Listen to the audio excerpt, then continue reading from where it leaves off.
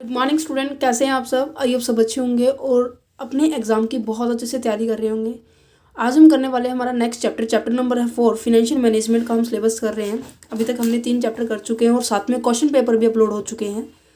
आज हम करने वाले हैं हमारे 4th चैप्टर को फिनेंशियल फोरकास्टिंग। फिनेंशियल फोरकास्टिंग होता क्या है? अभी तक हम इसके क्या कर रहे थे? मैनेजमेंट कर रहे थे, उसकी प्लानिंग कर रहे थे, उसकी अरेंजमेंट कर रहे थे, सोर्सेज ढूंढ रहे थे। कैपिटलाइजेशन स्ट्रक्चर के अंदर हमने ये पढ़ा, उसके अंडर कैपिटलाइजेशन होता है तो क्या होगा, ओवर कैपिटलाइजेशन होता है तो कैसे होता है, कैसे उसको रेमेडीज़ क्या है उसकी, मतलब उसको करेक्ट करने की क्या क्या तरीके हैं, हमने उसके अंदर ये पढ़ा था।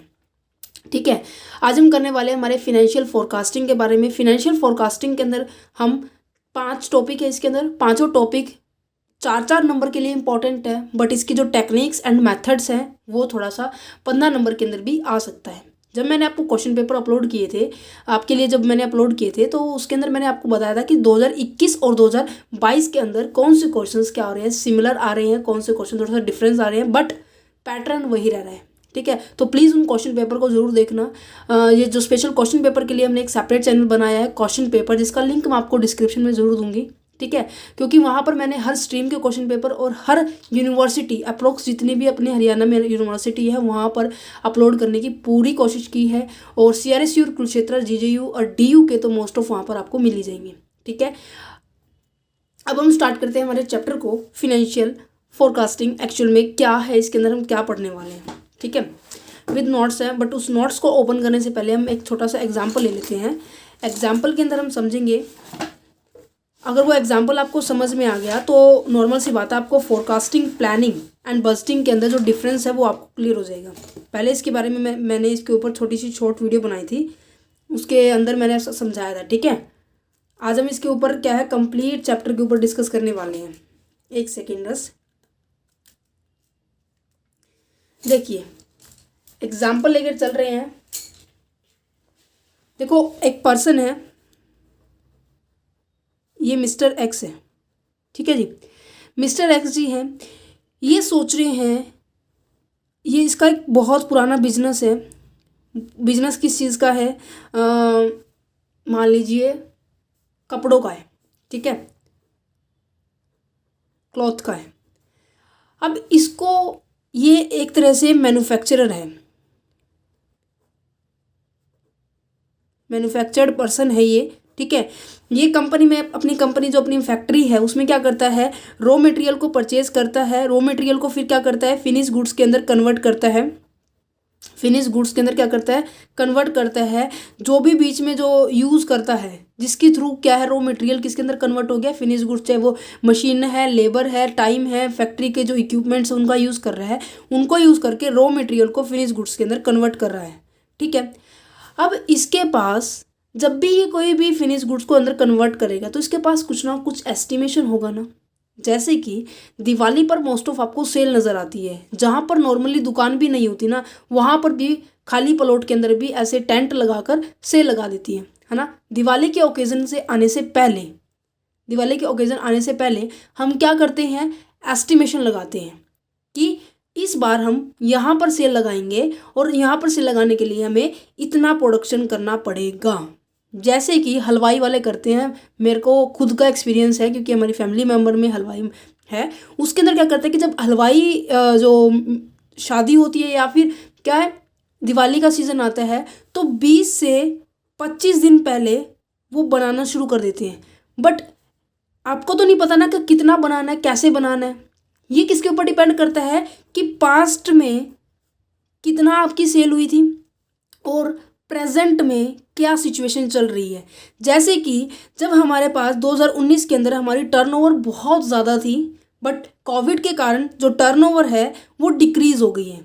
बट जब हमने 2022 के अंदर, अब तो दिवाली गई है 25 अक्टूबर 26 अक्टूबर के दौरान, उसके अंदर हमने ये एस्टिमेट लगाया था कि इस 25 अक्टूबर को डील करने के लिए हमारे पास क्या होना चाहिए, ये पता होना चाहिए कि पास्ट में कितना गया है, हमारा प्रेजेंट सिचुएशन क्या चल रही है। अब देखो, अगर एस्टिमेट लगाया, जैसे कि हमने ये देखा था कि कोविड के कारण, प्रेजेंट सिचुएशन के कारण, प्रेजेंट सिचुएशन में क्या है कि ये जो पेंडेमिक सिचुएशन आ रही है जिसके कारण लोग बहुत कम सामान बाहर से ले रहे हैं।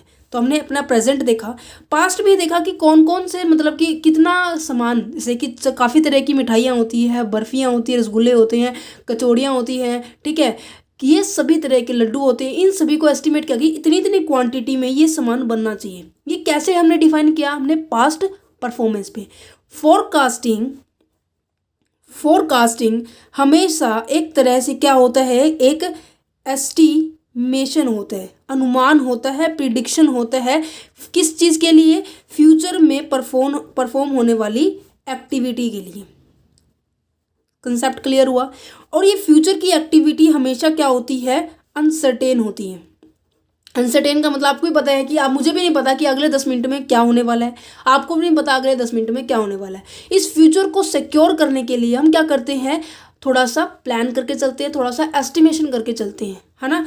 इस फ्यूचर को एस्टिमेट करने के लिए हम पास्ट एंड प्रेजेंट का डाटा का, पास्ट एंड प्रेजेंट एक्सपीरियंस का, पास्ट एंड प्रेजेंट जैसे भी हमारा अनुभव रहता है उसको लेकर हम फ्यूचर के बारे में फोरकास्ट करते हैं, ठीक है। ये एक तरह का एस्टिमेशन होता है। इस एस्टिमेशन को जब हम एक्चुअल में, जब हम इसको रियलिटी के अंदर अप्लाई करते हैं ना, तो इस अप्लाई जब हम करते हैं वो बन जाएगी हमारी planning. What to do, how to do, when to do, where to do, ये सभी ऑलरेडी डिफाइन है। जब इसको हम एक्चुअली में अप्लाई करते हैं वो हमारी प्लानिंग का पार्ट बन जाते हैं, ठीक है जी। तो जब ये देखो, क्लॉथ का छोड़ दो, चलो हम मिठाई का ही लेते हैं। जो मिस्टर एक्स है ना, जो मिस्टर एक्स ने क्या किया, पहले तो सामान खरीदा, है ना। अब इसने ये देखा कि मैं क्या कर रहा हूँ, 1000 टन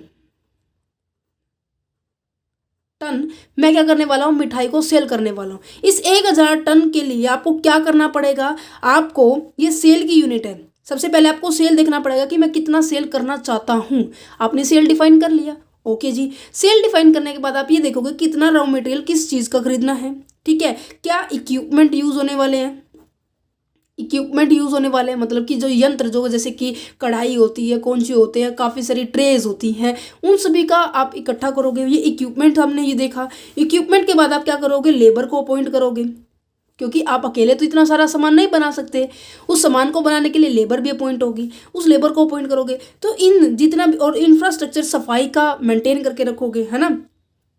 तो ये इंफ्रास्ट्रक्चर भी मैटर करता है जब भी आप कोई चीज़, कोई रॉ मटेरियल से फिनिश गुड्स के अंदर कन्वर्ट करते हैं, चाहे वो कैसा भी सामान हो, चाहे वो क्लॉथ का सामान हो, चाहे वो खाने पीने का सामान हो, कुछ भी हो, इंफ्रास्ट्रक्चर बहुत ज़्यादा मैटर करता है, ठीक है।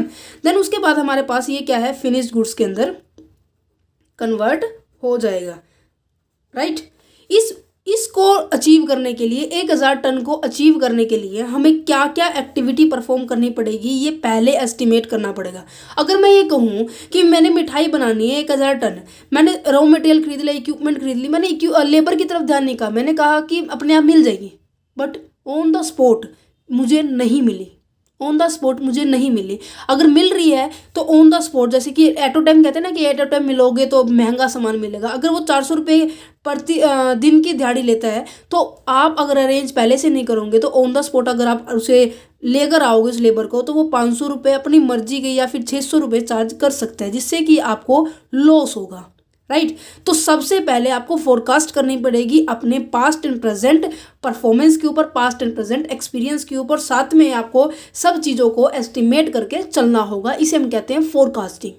अब बात यहाँ पर आ जाती है फिनेंशियल की, फिनेंशियल फोरकास्टिंग के बारे में। फिनेंशियल दैट मीन्स पैसों का हम किस तरह से अरेंज करते हैं, वो जस्ट फोरकास्टिंग का मतलब समझ में आ गया। इन सभी को अरेंज करने के लिए पैसे भी तो लगेंगे ना भाई, इन पैसों को किस तरह से हम अरेंज करेंगे, किस तरह से हम फोरकास्ट करेंगे, ये चैप्टर पूरा इसके बारे में डिस्कस करते हैं।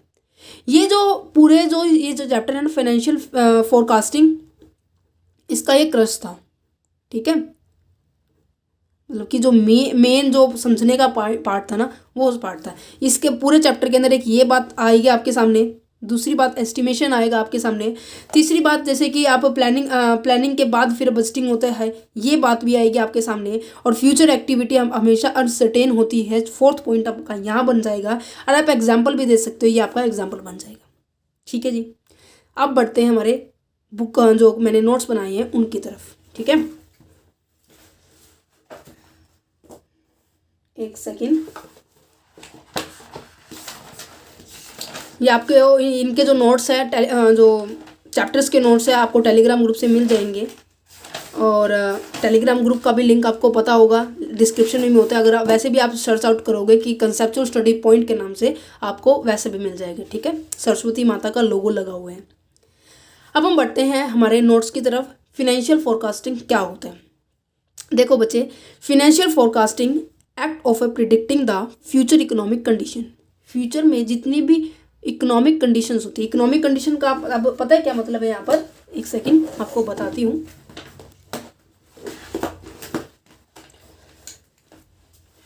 अब ये पर्सन है ना, इसने मिठाई बनाई है, किस पर्पज से बनाई है? कि उसे पैसे कमाने हैं, राइट।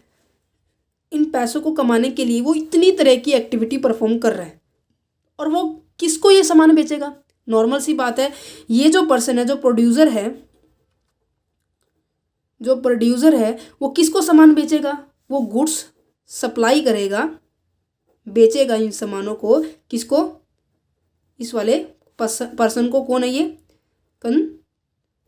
कंज्यूमर, ठीक है जी। कंज्यूमर को सामान बेचेगा। फिर क्या है? कंज्यूमर इसको क्या करेगा? पैसे देगा। सामान लेने के बदले वो क्या देगा? मनी देगा। इस एक्टिविटी को, इसकी डिज़ायर है कि मुझे मिठाई खरीदनी है, इसकी डिज़ायर है मुझे पैसे कमाने हैं, इसकी डिज़ायर को ये फुलफिल कर रहा है जहाँ से इसको सामान मिल रहा है। कस्टमर की जो सेटिस्फैक्शन है वो यहाँ पर कंप्लीट होगी जब उसको सामान मिल जाएगा। तो क्या है?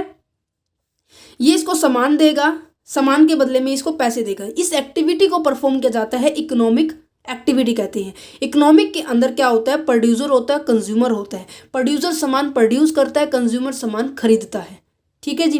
तो यहाँ पर ये बात आपको ध्यान रखनी है। जो फिनेंशियल फोरकास्टिंग है दोनों एक्टिविटी को लेके चलता है। इकोनॉमिक एक्टिविटी को भी लेके चलता है और नॉन इकोनॉमिक एक्टिविटी को भी लेके चलता है, ठीक है। और फाइनेंशियल फोरकास्टिंग के अंदर हम क्या है? इकोनॉमिक, सोशल एंड आपका फिनेंशियल, तीनों एक्टिविटी को देखेंगे कि कौन किस तरह से हमारे बिजनेस के ऊपर कैसे इफेक्ट डाल रहा है। क्योंकि अगर गवर्नमेंट की पॉलिसी अगर चेंज हुई, मान लीजिए गवर्नमेंट ने कुछ और पॉलिसी लगाई है और अपने बिजनेस की अलग पॉलिसी है, दोनों एक दूसरे से मैच नहीं करेगी, जिसके कारण हमारी जो एक्टिविटी है बिजनेस के अंदर, जो हम मार्केट के अंदर ज़्यादा टाइम तक सर्वाइव नहीं कर पाएंगे। इसलिए कहते हैं हमेशा बिजनेसमैन को इनकी तरफ भी ध्यान देना चाहिए कि गवर्नमेंट की जो पॉलिसी है और जो अपनी खुद की पॉलिसी जो कंपनी के अंदर अप्लाई कर रहे हैं वो क्या दोनों मैच हो रही है या नहीं हो रही है, ठीक है। सोशल भी देखना पड़ेगा कि कंज्यूमर का टेस्ट, कस्टमर का जो प्रेफरेंस है, कस्टमर का जो ट्रेंड है वो किस तरह से चेंज हो रहा है, कैसे हो रहा है। और जो आपके कंपटीटर है, मान लीजिए आप भी सामान प्रोड्यूस कर रहे हैं और आपके साथ वाला भी सामान प्रोड्यूस कर रहा है, तो आपको ये देखना है कि कोई ऐसी एक्टिविटी तो नहीं परफॉर्म कर रहा जिससे उसका जो सेल है वो दिन प्रतिदिन बढ़ता जा रहा है। आपको इनकी तरफ भी ध्यान देना है, ठीक है जी। आपको कंपटीटर की तरफ भी ध्यान देना है। साथ में आपको ये देखना है कि जो आपकी जो टेक्नोलॉजी है वो चेंज हो रही है, टाइम टू टाइम नहीं हो रही है, उनकी तरफ भी ध्यान देना है, तभी आप फोरकास्टिंग कर पाएंगे, ठीक है। फोरकास्टिंग के टाइम जैसे कहते हैं ना कि आँख कान नाक सब खोल के बैठो जब हम पढ़ते हैं, तो इसी तरह से जब भी कंपनी का जो CEO होता है, जो मैनेजर होते हैं, जो डायरेक्टर्स होते हैं, वो इन सभी चीज़ों को बिल्कुल ध्यान से एनालिसिस करते हैं, ध्यान से एस्टिमेट लगाते हैं। क्योंकि अगर कुछ भी एस्टिमेशन गलत हुआ तो कंपनी को भारी नुकसान भी हो सकता है ना। फ़ायदा तो बहुत कम ही होगा अगर एस्टिमेशन गलत निकल गया। तो इन सभी चीज़ों का ध्यान रखेंगे। तो देखते हैं क्या लिखा हुआ है नोट्स के अंदर। कहते हैं कि फाइनेंशियल फोरकास्टिंग एक प्रिडिक्टिंग है द फ्यूचर इकोनॉमिक कंडीशन के रिगार्डिंग, ठीक है। इकोनॉमिक कंडीशंस के अंदर आ जाता है सप्लाई एंड डिमांड। आप सामान को इधर से उधर सप्लाई करोगे, जिस चीज़ की डिमांड है आप उसी की चीज़ की ओर देखोगे, है ना। तो स्पेशल इकोनॉमिक कंडीशन को, जो फ्यूचर की जो इकोनॉमिक कंडीशन है उसकी तरफ भी ध्यान दिया जाता है। अब ये देखो किसके बेस पे हम फोरकास्टिंग करते हैं, on the basis of past economic condition, present economic condition. Past के डाटा को देखेंगे और प्रेजेंट में एक्चुअल में क्या चल रहा है, कि जिसके थ्रू हम क्या कर सकते हैं, फ्यूचर को प्रिडिक्ट कर सकते हैं, फ्यूचर के बारे में सोच सकते हैं। किसके ऊपर डिपेंड करता है, हमारे पास्ट एंड प्रेजेंट के ऊपर। मैंने बोला था ना कि हमारे जो एग्जाम्पल है उसके थ्रू हमारा पूरा चैप्टर क्लियर होने वाला है। ये कहते हैं कि it concentrate on the estimation of the most likely future financial event. ये कहाँ पर कंसंट्रेट करता है, ऑन एस्टिमेशन, जो कि फाइनेंशियल इवेंट से बिलोंग करता है, जो फ्यूचर के अंदर परफॉर्म होंगे। जस्ट केवल ये एस्टिमेशन होता है, ठीक है जी। फोरकास्टिंग जो फैक्टर है, मतलब जब हम फोरकास्ट करते हैं, किन किन कौन कौन से फैक्टर हमारे फोरकास्टिंग के, कौन कौन से फैक्टर ऐसे हैं जो हमें सोचने पर मजबूर करते हैं, कौन कौन से फैक्टर जो प्रभावित करते हैं, उन फैक्टरों को लिखा गया है। कौन कौन से हैं, प्राइस लेवल जो है, नॉर्मल सी बात है, डिमांड एंड सप्लाई के ऊपर डिपेंड करता है कि मार्केट में कितनी डिमांड है, उसी के हिसाब से फिर सप्लाई होगी, फिर हमारा प्राइस डिटरमाइन किया जाता है। तो फोरकास्टिंग किसके ऊपर डिपेंड करता है, प्राइस लेवल पे भी डिपेंड करता है। जो इन्फ्लेटरी ट्रेंड चल रहा है, ट्रेंड का मतलब होता है कि आज कुछ और ट्रेंड है कपड़ों का या फिर मिठाई का, फिर कहीं कभी किस टाइम के बाद कभी और हो जाएगा। जैसे आपको पता है ना, पहले सिंपल पैंट आती थी, फिर उसके बाद क्या आई, फिर डेस्ट्रॉय पैंट आई, फिर जॉगर पैंट आई, फिर नीचे से वो लास्टिक वाली होती है ना वो पैंट आई, फिर आई पेंसिल पैंट, फिर फॉर्मल आई, फिर अब फिर दोबारा से नॉर्मल चल रही है। तो ये क्या है, ट्रेंड चेंज हो रहा है, कस्टमर की जो टेस्ट है वो चेंज होती जा रही है डे टू डे एक्टिविटी के अकॉर्डिंग, ठीक है। गवर्नमेंट भी चेंजेस होते हैं, गवर्नमेंट की पॉलिसी भी चेंजेस होती है, जिसके थ्रू हम फोरकास्टिंग करने में भी हमें सोचना पड़ता है कि इन केस, जैसे कि हम कहते हैं ना कि बीजेपी आई तो इस तरह की पॉलिसी लेकर आती है, जो कांग्रेस पार्टी होती है वो इस तरह से, एबीपी जो है, जो आम आदमी पार्टी है, सॉरी, वो इस तरह की पॉलिसी, हमें पता होता है, थोड़ा सा प्रिडिक्शन तो हमें पता होता है, थोड़ा सा अनुमान तो हम लगा सकते हैं। तो ये अनुमान हमारा इन चीज़ों के ऊपर बेस होता है। सेकेंड आ जाता है लेवल ऑफ द, फोर्थ आ जाता है level of a competitor, competition का लेवल किस तरह से बढ़ रहा है। कंपटीशन आज तो आपको पता है, चाहे वो एजुकेशन सेक्टर है, चाहे वो मार्केट सेक्टर है या फिर कोई भी सेक्टर है ना, कंपटीशन इस तरह से बढ़ रहा है, जैसे डे बाय डे, जैसे कहते हैं ना कि सूरज आ गया, चांद आ गया, शाम होगी सुबह होगी, शाम होगी सुबह, इस तरह से कंपटीशन इतनी लगातार स्पीड से बढ़ रहा है, ठीक है। कंज्यूमर का प्रेफरेंस भी डिपेंड करता है जब हम फोरकास्टिंग करते हैं। टेक्नोलॉजी इनोवेशंस भी होती है, टेक्नोलॉजी के अंदर चेंजेस आते हैं। पहले हम क्या करते थे, कॉपियों के अंदर क्या करते थे, बुक एंट्री करते थे, जर्नल एंट्रीज करते थे, है ना। फिर क्या आया हमारे पास, नॉर्मल कंप्यूटर आया जहाँ पर MS वर्ड एक्सेल जो यूज़ किए जाते थे। फिर हमारे पास क्या आई, टैली आई, टैली ERP 9 है वो हम यूज़ करने लगे। उस कुछ टाइम के बाद वो कुछ और नया ही सिस्टम आ जाएगा। तो टेक्नोलॉजी क्या बढ़ती जा रही है, चेंज होती जा रही है, अकॉर्डिंग टू टाइम चेंज हो रही है। तो ये फैक्टर सभी क्या करते हैं, फोरकास्टिंग के टाइम हमें इफेक्ट डालते हैं। अब देखो फाइनेंशियल के ऊपर कैसी बात की जा रही है, गवर्नमेंट की पॉलिसी चेंज हुई तो उस पॉलिसी को अडॉप्ट करने के लिए भी हमें थोड़ा सा पैसा इन्वेस्ट करना पड़ता है। किसके ऊपर, रिसर्च एंड डेवलपमेंट के ऊपर, क्योंकि स्पेशल एक रिसर्च पर्सन होता है, वो बताएगा कि एट प्रेजेंट गवर्नमेंट की क्या पॉलिसी चल रही है, राइट। तो हर जगह पैसे का यूज़ होता है, बिना पैसे तो एक भी काम नहीं होगा। इसलिए कहते हैं बिजनेस अगर चलाना है तो पैसा सबसे पहले ज़रूरी होता है, पैसे के बिना आप बिजनेस को चलाने के बारे में सोच भी नहीं सकते, राइट। नेक्स्ट इसके बारे में जो डेफिनेशन है जो जी ग्लोवर ने दी हुई है, ये क्या कह रहा है, जो भी हमने ऊपर पढ़ा है ना एज इट इज़ होनी चाहिए। देखो डेफिनेशन मैंने कुछ ऐसे ही सेलेक्ट करती हूँ हर बार कि जिससे क्या है, आपको जो भी तक हम पढ़ते आ रहे थे ना, जो आपका क्रश मैंने आपको समझाया वही उससे रिलेट कर रहा है। क्या कर रहा है, financial forecasting is a research procedure to discover the economic, social, financial influence governing business activity so as to predict or estimate current and future trend or forces which may have a bear on a company policy or future financial production and the market operation। क्या कह रहा है कि अपने future के production को करने के लिए हमें किन के ऊपर फोकस करना पड़ेगा, हमारे इकोनॉमिक, सोशल और फाइनेंशियल जो फैक्टर है उनके ऊपर देखना पड़ेगा। उनके ऊपर हम भरपूर मात्रा में रिसर्च करेंगे, भरपूर मात्रा में उसके ऊपर छानबीन करेंगे, है ना, जिससे क्या है हम एस्टिमेट कर सके हमारे करंट और फ्यूचर ट्रेंड को, उनके ऊपर फोकस कर सके। तो फाइनेंशियल फोरकास्टिंग यही होता है, जो कि हमारे फ्यूचर फिनेंशियल प्रोडक्शन में और मार्केटिंग ऑपरेशन में हमें हेल्प प्रोवाइड करती है।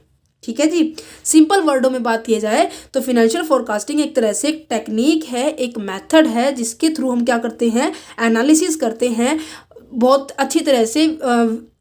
विचलन क्या कहते हैं उसको, हिंदी में नहीं, हिंदी में देख लेना बच्चे।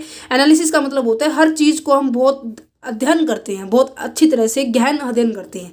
द इकोनॉमिक को, सोशल को, फिनेंशियल फोर्सेस को, जो कि इफेक्ट करते हैं बिजनेस को with an objective of prediction of the future event. जब भी हम फ्यूचर की इवेंट को प्रिडिक्ट करते हैं, अनुमान लगाते हैं, उसको इफेक्ट करने वाली हर एक एक्टिविटी को हम प्रॉपरली एनालिसिस करते हैं। ये एक तरह से टेक्निक है फिनेंशियल फोरकास्टिंग।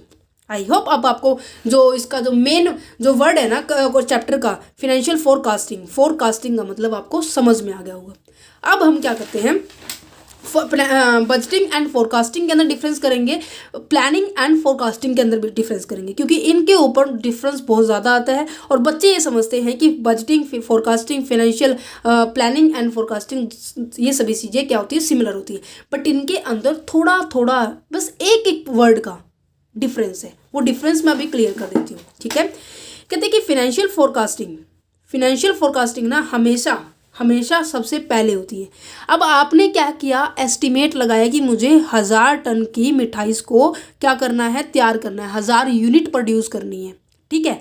अब उस यूनिट को प्रोड्यूस करने के लिए जस्ट हमने पहले क्या किया, एस्टिमेट लगाया कि हमें इतना इतना सामान चाहिए, ऐसा अगर हमने ये प्रोड्यूस करा ऐसा होगा, what will happen, probable event को बताते हैं कि हम इतना सामान बेच सकते हैं। ये हमारी एक्सपेक्टेशन होती है।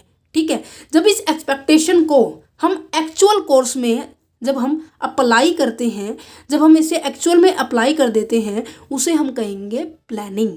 उसे हम क्या कहेंगे, प्लानिंग। अब टोटल तो 1000 टन है। जब हमने इसको सेपरेटली डिवाइड कर दिया कि 500 टन यहाँ यूज़ होगा, 500 टन यहाँ यूज़ होगा, 500 टन यहाँ होगा, पर्टिकुलर स्पेसिफिक यूनिट के अंदर जब हम डिवाइड कर देते हैं, जब हमने क्या एग्जांपल ले रखा था, मिठाई का एग्जांपल था, तो मिठाई के एग्जांपल में मान लेते हैं कि जो 500 यूनिट हम क्या करने वाले हैं, बर्फियों का। बर्फ़ी भी काफ़ी तरह की होती है, जैसे कि डोडा बर्फ़ी होती है, सिंपल बर्फ़ी होती है, मावा की बर्फ़ी होती है, बेसन की बर्फ़ी होती है ना, और एक और होती है वो काजू कतली वाली बर्फ़ी होती है ना। ये इन सभी के ऊपर हमने सोच लिया कि हम क्या करने वाली है, यूनिट्स के अंदर इतना डिवाइड करेंगे। जब हम प्रॉपर इस यूनिट को इस यूनिट से मैच कर देंगे कि हमने प्रॉपर जैसा सोचा था वैसा ही हमने प्रोड्यूस किया है, तो ये हमारा बजट होगा। हमने बजट के साथ मैच किया, कोई भी डिफरेंस नहीं है तो वेल एंड गुड। अगर डिफरेंस आता है, जो गैप आता है, उसको रिड्यूस करने की पूरी तरह से हम कोशिश करेंगे। ठीक है जी। तो ये क्या लिखा हुआ है, सबसे पहले इसका मतलब क्या है, पहले फोरकास्टिंग होती है, फिर प्लानिंग होती है, प्लानिंग के हिसाब से फिर हम बजटिंग करते हैं। बजटिंग नॉर्मली आपको सुनने में आता है कि बजटिंग पैसों में होती है ना, बट हर चीज़ के साथ हम बजट कर सकते हैं। ठीक है। देखो, financial forecasting is initial step. Initial step का मतलब क्या होता है, सबसे पहला स्टेप है इन अ फिनेंशियल प्लानिंग, क्योंकि फिनेंशियल प्लानिंग को फिनेंशियल फोरकास्टिंग हेल्प करता है। क्योंकि सबसे पहले अगर ये होगा ना, ये कहते हैं ना कि जब तक आटा नहीं गूंदोगे तब तक रोटी नहीं बनेगी, और आटा गूंदने से पहले आपको छना हुआ मतलब जो पिसा हुआ आटा चाहिए। जब तक पिसा हुआ आटा नहीं होगा तब तक आपको जो आटा गूंद नहीं पाओगे। आटा गूंद नहीं पाए तो आप एक्चुअल की जो रोटियां होती है, एक्चुअल की जो चपातियाँ होती है, वो आपको रिसीव नहीं होगी। तो सबसे पहले आपको क्या चाहिए, आटा चाहिए, है ना। और फिर उसकी पहली बात की जा सके तो पहले गेहूं चाहिए, गेहूं से पहले आपको फसल उगानी पड़ेगी। तो ये क्या होता है कि जो पहली प्रोसेस क्या है, इसके अंदर फोरकास्टिंग होती है। फोरकास्टिंग की हेल्प से ही हम क्या करते हैं, प्लानिंग करते हैं। It is a concern with the prediction of future financial condition. Forecasting क्या है, एक तरह से प्रिडिक्शन है फ्यूचर फिनेंशियल कंडीशन के लिए। ओनली प्रिडिक्ट करता है, ओनली अनुमान लगाता है व्हाट विल हैपन, क्या होने वाला है, ये हमारी एक्सपेक्टेशन होती है। ये एक प्रोबेबल इवेंट के बारे में हम जस्ट क्या करते हैं, सोचते हैं। फिनेंशियल प्लानिंग क्या होती है, financial planning intend to lead to a specific course of action. जब हम किसी स्पेसिफिक एक्शन को करने के लिए अपनी एक्टिविटी परफॉर्म करते हैं, जब इस चीज़ को अप्लाई करते हैं, उसे हम प्लानिंग करते हैं। Planning is based on a reality. ये क्या था, एस्टिमेशन था। यहाँ पर ये डिफरेंस नज़र आ रहा होगा, अब ये इसका डिफरेंस है और एक यहाँ पर ये इसका डिफरेंस है। कोर्स ऑफ एक्शन है ये एक प्रिडिक्शन है। ठीक है जी, ये डिफरेंस है दो। समझ में आया? फोरकास्टिंग क्या है? प्रिडिक्शन है, एस्टिमेशन है, but planning course of action है, अप्लाई करते हैं हम। फोरकास्टिंग क्या है? एक तरह से एक्सपेक्टेशन है प्रोबेबल इवेंट को, जो आपको नहीं पता क्या होने वाला है, उस इवेंट को जस्ट ओनली क्या करते हो, उस अनुमान लगाते हो। बट प्लानिंग क्या होती है? रियलिटी होती है। इनके अंदर दो डिफरेंस है। ठीक है जी, अब बात करते हैं, चलो पहले हम इसके कैरेक्टरिस्टिक्स ही कर लेते हैं, फिर बजटिंग और फोरकास्टिंग के बीच में डिफरेंस करेंगे। कैरेक्टरिस्टिक्स क्या है? ये देखो क्या लिखा हुआ है, forecasting always decided before planning. Forecasting हमेशा किससे पहले होती है? प्लानिंग से पहले होती है। Concept clear? अब बात करते हैं कैरेक्टरिस्टिक्स और the feature of the financial forecasting. Characteristics क्या है फिनेंशियल? जब हम फोरकास्टिंग करते हैं, जब हम पैसों के बारे में सोच करते हैं कि इसका यहाँ यूज़ होना चाहिए, इसका यहाँ यूज़ होना चाहिए, जो हम अनुमान लगाते हैं, प्रिडिक्शन लगाते हैं पास्ट एंड प्रेजेंट इवेंट के बेस पर, वो उसके गुण बता रखे क्या क्या फ़ायदे देते हैं बिजनेस के अंदर। सबसे पहले it estimation of the future event. हमारे फ्यूचर हमारा अनसर्टेन है, जो फ्यूचर हमारा क्या है? अनसर्टेन है, उसके बारे में सोचती है, एस्टिमेशन लगाती है। It based on analysis of past and present circumstances. जो माहौल है पास्ट का रहा और एट प्रेजेंट में क्या चल रहा है, उसके बेस पर हम एनालिसिस करते हैं। It forces on the possible changes in order to being accuracy and exactness in the management decision. ये क्या कह रहा है? एक तरह से पॉसिबल होते हैं, जो चेंजेस होते हैं ना उनकी, और वो ध्यान देता है कितना एक्यूरेट हो सकता है, कितना एग्जैक्टनेस हो सकता है, कितनी मतलब कि उसके पूरे होने की क्षमता होती है। जैसे कि आप एग्ज़ाम की तैयारी करते हैं ना, एग्ज़ाम की तैयारी करते टाइम आपको ये पता है कि मेरे 10 टॉपिक है, 10 में से अगर मेरे 7 टॉपिक हो गए हैं, ठीक है, अगर 7 में से अगर ये होगा तो मैं ये कर दूंगा, है ना। अगर ये नहीं आया तो मुझे क्या करना होगा, सोच के चलते हो ना, है ना, सोच के चलते हो ना। तो ये एक तरह से एक पॉसिबिलिटी को मेज़र करता है। It is not and it self, ये अपने आप में ख़त्म नहीं होता। ये क्या होता है? ये हेल्प करता है फिनेंशियल प्लानिंग को, क्योंकि सबसे पहला पोजीशन, सबसे पहले स्टेप यही होता है, फिनेंशियल फोरकास्टिंग करते हैं, देन उसके बाद हम फिनेंशियल प्लानिंग करते हैं। ठीक है जी। It involve the various statistical जो टेक्निक्स होती है, जैसे कि आप इसके अंदर पढ़ेंगे, इस चैप्टर के अंदर हमारा जो लास्ट टॉपिक है कैश फ्लो स्टेटमेंट के बारे में पढ़ेंगे, cash flow statement, fund flow statement के बारे में पढ़ेंगे, ठीक है, बैलेंस शीट के बारे में पढ़ेंगे। अब आपको ये पता है कि ये थ्योरी भी है, इसके अंदर अकाउंटिंग भी है, मैथमेटिक कैलकुलेशन भी होती है, राइट, एक प्रॉपर स्ट्रक्चर भी है, कहाँ पर किस एंट्री को डालना है, ये एक तरह से आर्ट भी है। तो ये काफ़ी सारे वेरियस टेक्निक्स को लेके चलता है। It minimise the risk and uncertainty. जब भी हम फोरकास्टिंग करते हैं, प्लानिंग करते हैं, बजट लगाते हैं, हमेशा हम फ्यूचर में जो एक्टिविटीज़ हैं, फ्यूचर में जो अनसर्टेनिटी है, लॉसेस होते हैं, रिस्क होते हैं, उनको हमेशा रिड्यूस करने का काम करती है, ना कि उन्हें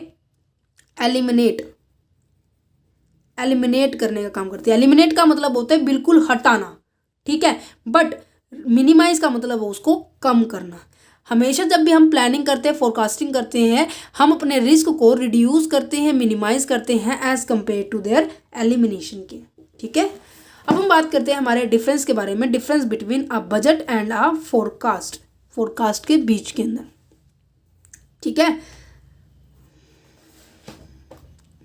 राइट। देखो बेसिकल डिफरेंस यहाँ पे तो पहले मीनिंग दे रखा है, बजट क्या होता है और फोरकास्टिंग क्या होता है। बजट हमेशा क्या होती है? टर्म में होती है, यूनिट के अंदर होती है, जिसको आप मेज़र कर सकते हो, जिसको हम बोल सकते हैं नंबर में होती है। जैसे कि मैंने ये सोचा कि इस महीने के अंदर मुझे 40,000 का जो मेरा खर्चा है, मुझे घर का खर्च 40,000 में कंप्लीट करना है। ठीक है, ये मैंने जस्ट सोचा है। अगर मेरा खर्चा घर का 30,000 से निपट गया, मतलब पूरा हो गया, तो गुड। अगर मेरा खर्चा 50,000 पर चला गया तो नॉट गुड, है ना। तो ये बजट होता है। जब इस बजट को जब हम एक्चुअल परफॉर्मेंस के साथ जब हम मैच करते हैं ना, तो जो गैप आता है उसको फिर हम देखते हैं गैप आया क्यों। बजट के अंदर ये होता है। फोरकास्टिंग के अंदर यही पता लग गया कि इसके एक्टिविटी के परफॉर्म होने से पहले जो एक्टिविटी की, आपको कहाँ पर क्या खर्चा करना है, कैसे करना है, क्या क्या एक्टिविटी परफॉर्म करोगे, वो इसके अंदर आएगी। देखो क्या लिखा हुआ है, a budget is a financial plan express in a term of the quantitative term. Quantitative term that means number की टर्म। Prepare by the management in advance, जो कि प्रिपेयर किया जाता है मैनेजमेंट के द्वारा, वो भी एडवांस में, एट द टाइम नहीं करते, आप एडवांस में करते हैं फ्यूचर के लिए। फोरकास्ट का मतलब क्या हो गया, बार बार रिपीट हो रहा है, एस्टिमेशन है और फ्यूचर सिचुएशन को, जो कि बेस होती है अपनी पास्ट और प्रेजेंट डाटा सर्कमस्टांसिस के ऊपर। ठीक है जी। अब इसके बाद देखते हैं स्कोप के बारे में। स्कोप का मतलब क्या होता है कि कौन कितना वाइड एरिया में, किसका कितना बड़ा कंसेप्ट है। ठीक है। जो बजट है वो किस चीज़ को लेकर चलता है, इकोनॉमिक एक्टिविटीज़ को, क्योंकि ये क्वांटिटेटिव है, मनी की टर्म के अंदर मेजर करते हैं। बट फोरकास्टिंग चाहे वो मनी हो चाहे वो नॉन मनी हो, उन सबको लेकर चलता है। सो इसलिए कहते हैं कि ये economic and non economic activity को परफॉर्म लेकर चलता है। ठीक है जी। पीरियड की बात की जाए, मतलब कि कब कब किसको तैयार किया जाता है, कितने टाइम के बाद तैयार किया जाता है। ठीक है। ये बजट जो प्रिपेयर किया जाता है शॉर्टर पीरियड के लिए किए जाते हैं। मैं देखो जो की पॉइंट्स है उसको हाईलाइट कर रही हूँ। ये शॉर्टर मतलब कि बहुत कम टाइम के लिए हम इसको, मतलब थोड़े टाइम के लिए हम इसको बनाते हैं, जैसे कि वीकली, ठीक है, मंथली, ईयरली, हाफ ईयरली भी हो सकता है, क्वार्टरली भी हो सकता है। बट फोरकास्टिंग क्या है, लॉन्गर पीरियड तक होता है। अब मैंने क्या कहा कि मुझे पूरी दिवाली का सीज़न निकालना है, पूरी दिवाली का सीज़न हमारा पूरा कंसेप्ट है ये। ठीक है। अगर मिठाई बच जाती है तो उसका क्या यूज़ होगा, अगर मिठाई नहीं बचती तो हमें और बनाएंगे, राइट। एग्जीक्यूशन की बात की जाए, एग्जीक्यूशन का मतलब होता है किसी चीज़ को अप्लाई करना, एग्जीक्यूट करना। ठीक है। ये कहते हैं कि एग्जीक्यूशन क्या है कि budget is a mean for execution and forecasting is not mean for execution. Execute मतलब अप्लाई क्या किया जाता है, बजट अप्लाई किया जाता है। ठीक है। बट फोरकास्टिंग केवल एस्टिमेशन होता है, ये हमें वे दिखाता है कि ऐसा कुछ होने वाला है। ठीक है। स्टेटस की बात की जाए, स्टेटस में क्या आता है कि किसको किसकी ज़रूरत होती है। कहते हैं ना कि इसको परफॉर्म करने से पहले, जैसे मैंने आटे का एग्जांपल दिया, रोटी बनाने के लिए हमें आटा गूंदा हुआ आना चाहिए। आटा गूंदा होने के लिए हमें क्या चाहिए, सूखा आटा चाहिए। सूखे आटे के लिए हमें क्या चाहिए, गेहूँ चाहिए। ठीक है। अब देखो इस रोटी के लिए हमें सबसे पहले क्या चाहिए, हमें गेहूँ चाहिए, हमें गेहूँ चाहिए, जो वीट होती है ना हमें वो चाहिए। ठीक है। इस वीट को की हेल्प से हम क्या कर सकते हैं, रोटी के पास पहुंच सकते हैं। तो किसको किसकी जरूरत है, क्या गेहूं को रोटी की जरूरत है, नहीं ना, रोटी को गेहूं की जरूरत है। अगर रोटी बनानी है तो सबसे पहले हमें गेहूं चाहिए। तो क्या है कि फोरकास्टिंग, आप देखो बजट के अंदर फोरकास्टिंग की जरूरत होती है। क्या फोरकास्टिंग में बजट की जरूरत होती है, नहीं, क्योंकि फोरकास्टिंग हमारा फर्स्ट पोजीशन पे होता है, देन उसके बाद हमारा बजटिंग होता है। तो forecasting is a pre requisite for a budgeting. Budgeting के लिए ये पहली रिक्वायरमेंट है, क्या, फोरकास्टिंग। और budget is not a pre requisite for a forecasting. Forecasting के लिए हमें इसकी पहले ज़रूरत नहीं होती। नेचर की बात की जाए, नेचर के अंदर की जाए तो बजट क्या है, टूल है कंट्रोल का। आप ये देखते हैं कि किस तरह से हम कंट्रोल करें कि हमारा 40,000 ही खर्चा हो।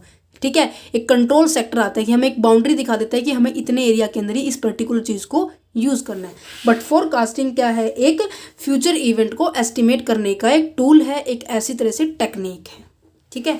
बजट और फोरकास्टिंग के अंदर देखो कितना डिफरेंस है, बहुत डिफरेंस है। बट बच्चे क्या सोचते हैं कि ये दोनों सिमिलर ही हैं। ठीक है। देखो अब नेक्स्ट तीन टॉपिक रह गए इस चैप्टर के, देन उसके बाद हमारा चैप्टर हो जाएगा फिनिश। अब आते हैं कि purpose, benefit of the financial forecasting. Financial forecasting करने के हमारे पर्पस क्या है, क्या क्या हमें बेनिफिट मिलते हैं। अभी हमने कैरेक्टरिस्टिक्स पढ़े ना, वही मोस्ट ऑफ क्या है, सिमिलर वही रहने वाले हैं, बट थोड़ा सा इसके अंदर एक्सटेंशन हो जाएगा, बढ़ा कर निकल के आएगा। सबसे पहले क्या कहते हैं कि सबको पता है फ्यूचर हमारा क्या रहता है, अनसर्टेन रहता है, अनसर्टेन रहता है, अनिश्चित है। आपको भी नहीं पता कि आज क्या होने वाला है, आपको भी नहीं पता शाम तक क्या होने वाला है, मुझे भी नहीं पता। कभी सोचो मुझे पता है। ठीक है। तो इस फ्यूचर जो आपको नहीं पता उसको सिक्योर करने के लिए, अब देखो बच्चे पढ़ते जा रहे, पढ़ क्यों रहे हो, किसी को पता है हम पढ़ क्यों रहे हैं। अब जो फाइनल ईयर में है, किसी को पता है कि हम एमकॉम के अंदर क्या करने वाले हैं। किसी ने कुछ तो सोच रखा होगा ना कि हम एमकॉम करेंगे, हम एमबीए करेंगे, हम सीए करेंगे, सीएफए करेंगे, या फिर सीएस करेंगे। ठीक है। या फिर हमें गवर्नमेंट जॉब के लिए हम कोचिंग ले लेंगे। ठीक है। हमें पता होता है ना, फ्यूचर के बारे में हम सोचते हैं ना, तो इस फ्यूचर जो आपको पता नहीं है कि आप करने क्या वाले हो, उसके बारे में केवल अनुमान लगाते हो। इसके बारे में आप इन्फॉर्मेशन ढूंढोगे कि सीए करने में हमें कितना टाइम लगेगा। जैसे आपको पता है कि बीकॉम करने के बाद सीए जो इंटरमीडिएट सीए का जो एंट्रेंस होता है, सीए फाउंडेशन का जो टेस्ट होता है, आपको नहीं देना पड़ता, राइट। अगर नहीं पता तो प्लीज़ उसके, अगर कोई बच्चा सीए करना चाहता है तो प्लीज़ उसके बारे में सर्च आउट कर लेना। जो सीए कर रहा है ना बच्चा, सीए करनी है ग्रेजुएशन के बाद, तो उसे सीए फाउंडेशन का पेपर नहीं देना पड़ता, राइट। तो हम क्या करते हैं, फ्यूचर के बारे में सोचते हैं, उस चीज़ के बारे में सोचते हैं जो आपको भी नहीं पता कि एक्चुअल में ये हमें परफॉर्म होगी या नहीं होगी, ठीक है। तो बिजनेस के अंदर भी फाइनेंशियल फोरकास्टिंग इसी तरह से होती है कि हम जो अनसर्टेन फ्यूचर है ना, उसको हम सोच सकें, उसको हम जस्ट ओनली एस्टिमेट लगा सके कि ऐसे से ऐसा हो सकता है, ठीक है जी। देन उसके बाद हमारे पास आ जाता है, क्या कह रहा है कि so organisation system need to be financial forecasting to look its a future. अपने फ्यूचर की तरफ देखने के लिए हमें फोरकास्टिंग जरूरी होती है, फाइनेंशियल फोरकास्टिंग जरूरी होती है, क्योंकि बिजनेस जो है हमेशा पैसों के साथ ही चलेगा।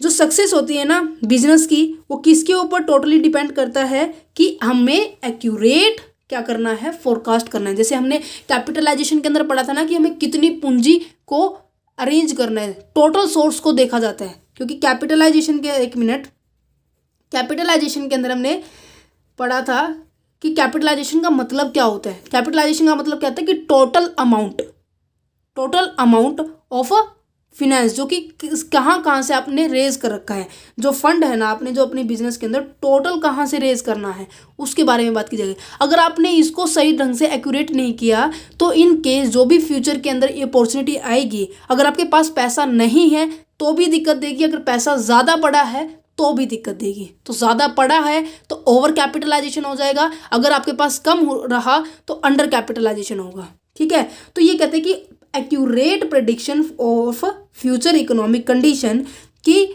अगर हमने क्या करा है कि जो अगर आपको सक्सेस लेनी है तो उसका टोटली डिपेंड करता है कि आप एक्यूरेट प्रेडिक्शन करो, एक्यूरेट अनुमान लगाओ। क्योंकि अगर आपको सेल करना है, सेल करने के बाद आप प्रोडक्शन करोगे, प्रोडक्शन के बाद आप प्राइसिंग सेट करोगे, कैपिटल रिक्वायरमेंट भी देखोगे और प्रॉफिट एक्सपेंशन सब आप इसके अंदर मेजर करते हैं, ठीक है। अगर आपके पास कैपिटल की रिक्वायरमेंट आपने अच्छे से ढंग से नहीं की तो आप ये सभी चीज़ों की एक्टिविटी परफॉर्म नहीं कर पाएंगे, ठीक है जी। नेक्स्ट आ जाता है helpful in establishing a new business. जब भी कोई नया बिजनेस होता है वो क्या सोचते हैं, अब देखो, मैंने अपने इंस्टीट्यूशन को स्टार्टअप करने से पहले मैंने बहुत सोचा कि मुझे ओपन करना चाहिए नहीं करना चाहिए। ऑनलाइन पढ़ाने पर, जैसे कि मैं यूट्यूब पे पढ़ा रही हूँ, इसके लिए भी मैंने बहुत सोचा कि मुझे क्या क्या खर्चा आने वाला है। पहले उन खर्चों को मैंने देखा, देन उसके बाद मैंने मेरे जो मेहनत लगती है, नॉर्मल सी बात है, इन नोट्स को बनाने के लिए भी डेली 3 आवर्स इसके ऊपर लगते हैं आप सभी बच्चों के लिए। तो क्या है, इसका मैंने प्रॉपर एनालिसिस किया। वो कैसे एनालिसिस किया होगा कि या तो मेरे जो सिमिलर टाइप का जो इंस्टीट्यूशन है मैंने उसको ऑब्जर्व किया होगा, राइट। ऑब्जर्व करने में भी तो टाइम लगता है, ऑब्जर्व करने में भी तो दिमाग लगेगा ना। अगर मैं किसी स्पेशलिस्ट से करवाऊँ तो वो भी पैसे लेगा, है ना। तो क्या है, जो सक्सेस होती है बिजनेस की, हमेशा फोरकास्टिंग, हमेशा प्रिडिक्शन, हमेशा अजम्पशंस पे होती है। अगर आप बहुत अच्छे तरह से सोच पा रहे हो, बहुत अच्छे तरह से अनुमान लगा पा रहे हो, तो आपका बिजनेस को रोकने वाला कोई नहीं होगा, कंटिन्यूस ऐसे ग्रोप करेगा, ठीक है। अगर आप फोरकास्टिंग अच्छे से नहीं कर पा रहे हो तो आपका जो बिजनेस है ना, इसी रफ्तार से वो नीचे आ जाएगा, ठीक है। तो ये क्या कह रहा है कि success of the business totally depend on the forecasting. Even business चाहे वो नया हो चाहे वो पुराना हो, मैटर ये नहीं करता, बट फोरकास्टिंग करना दोनों के लिए इंपॉर्टेंट होते हैं। If the forecasts are made on the basis of the carefully analysis of a data concerning the changes of the failure will greatly reduce। अगर आपने फोरकास्टिंग बहुत अच्छे से किया है तो फेलियर होने के जो चांस है ना वो बहुत कम हो जाएंगे, राइट।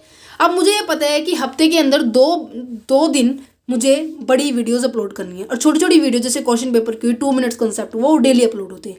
तो इन बड़ी वीडियोस को बनाने के लिए मुझे पहले प्रॉपर टाइम चाहिए, प्रॉपर डाटा चाहिए, प्रॉपर मेरे पास इंटरनेट का भी डाटा चाहिए, कहीं बफरिंग ना हो जाए, कहीं क्या है स्टफिंग ना हो जाए, मतलब स्टक हो जाता है ना, वो ना हो। तो इस चीज़ के लिए भी मुझे क्या है पूरी तरह से क्या करना पड़ेगा, फोरकास्ट करना पड़ेगा, नेक्स्ट पॉइंट कहते हैं कि इन सभी मतलब जो भी दिक्कतें आती है ना फ्यूचर में, उनको हटाने के लिए। अब मैंने अगर ये सोचा ही नहीं होता कि मुझे वीडियोस को अपलोड करने के लिए कैमरा चाहिए, स्टैंड चाहिए, माइक चाहिए, इंटरनेट चाहिए, वाईफाई चाहिए, अगर मैंने ये सोचा नहीं होता तो काफ़ी सारी प्रॉब्लम्स आती। फिर मैंने थोड़ा थोड़ा इसको अरेंज किया, है ना। नॉर्मल सी बात है, एकदम से नए बिजनेस के अंदर इतनी बड़ी इन्वेस्टमेंट नहीं होती, है ना।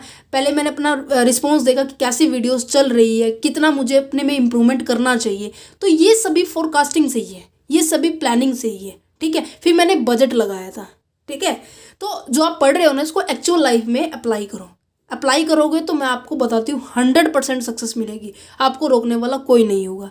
अब आपको ये पता है कि जब हम बिजनेस करते हैं पांच आपने देखे होंगे कि प्लानिंग होती है, ऑर्गेनाइजिंग होती है, स्टाफिंग होती है, डायरेक्टिंग होती है, कंट्रोलिंग होती है। बट इसके बीच में भी काफ़ी सारी चीज़ें होती है, मोटिवेशन, लीडरशिप, और ये जो एक और होता है कोऑर्डिनेशन। काफ़ी सारी एक्टिविटी परफॉर्म होती है, हर एक एक्टिविटीज़ अपने बिजनेस को सक्सेस लाने में, अपने बिजनेस को ग्रो अप करने में एक्टिविटी ये सभी परफॉर्म करती है, ठीक है। तो इसलिए बोलती हूँ जितना पढ़ो दिल लगा के पढ़ो। अगर नहीं कर रहा ना पढ़ने का मन, तो बुक बंद करके 1 दिन सो जाओ, 2 दिन सो जाओ, 3 दिन सो जाओ, चौथे दिन आपका फिर दोबारा से मन करेगा कि हाँ पढ़ना है, पढ़ना है, ठीक है। अपने इंटरनली मोटिवेशन को जगाओ, एक्सटर्नल के ऊपर मत जाओ, क्योंकि एक्सटर्नल 4 दिन रहेगा, 5 दिन रहेगा, 6 दिन रहेगा, ठीक है। बट वो 4-5 दिन का मोटिवेशन काम नहीं आने वाला। जब तक आपके मन में नहीं आएगा कि मुझे पढ़ना है, मुझे कुछ करना है, जब तक आपके मन में नहीं आएगा तब तक आप वो कुछ भी चीज़ पर आप अचीव नहीं कर सकते जो आप सोच रहे हो, ठीक है।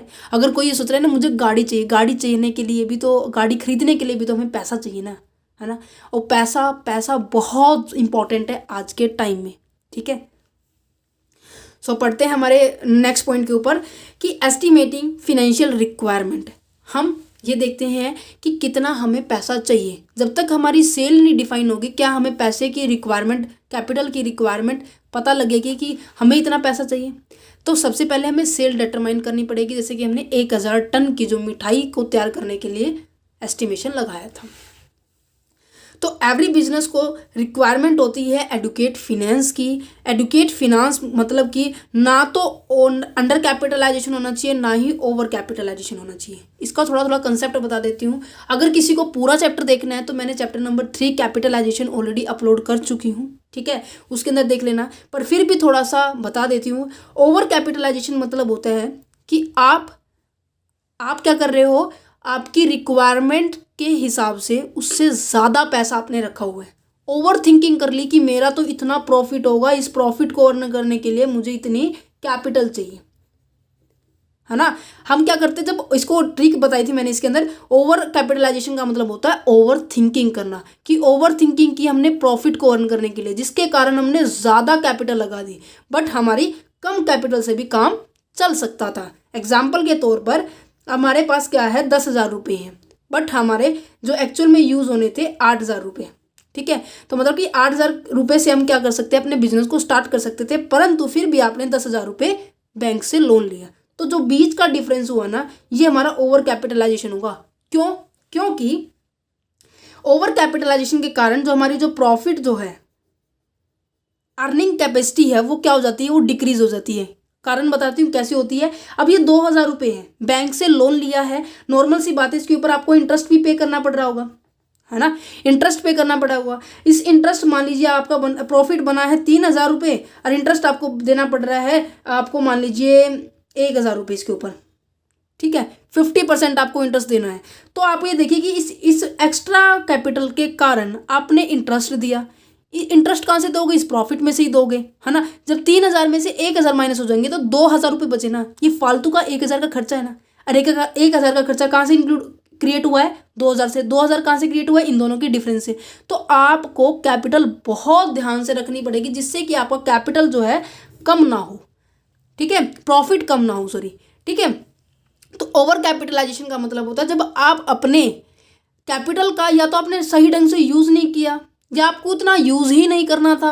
ओवर कैपिटल है आपकी कंपनी के अंदर, जिससे क्या वो प्रॉफिट की जो रफ्तार है उसको कम कर देता है। अंडर कैपिटलाइजेशन का मतलब जस्ट इसके अपोजिट है, जब आपके पास क्या है, आप अपनी जो कैपिटल है ना उसका बहुत अच्छे से प्रयोग कर रहे हो, बहुत अच्छे से प्रयोग कर रहे हो, ठीक है, आपको ये जो इंटरेस्ट है वो देना नहीं पड़ रहा, जिससे इसमें क्या होता है कि आपकी अर्निंग कैपेसिटी वो क्या होती है, अर्निंग कैपेसिटी या फिर प्रॉफिट रेशियो क्या हो जाती है आपकी, वो इंक्रीज हो जाती है, इसके अंदर ये डिक्रीज हो जाती है। ठीक है, आपको चाहिए, आपने अरेंज कर रखे थे 10,000 रुपये, ठीक है, बट आपको चाहिए, आपने देखा कि मेरे मेरे बिजनेस में 12,000 रुपये का काम हो रहा है, तो ये जो 2,000 रुपये है ना, ये आप अरेंज कर लोगे, बट ऑलरेडी एग्जिस्टेंस में पड़ा होगा ना एक्स्ट्रा में, तो उसके ऊपर फालतू की जो इंटरेस्ट है वो आपको देना पड़ेगा।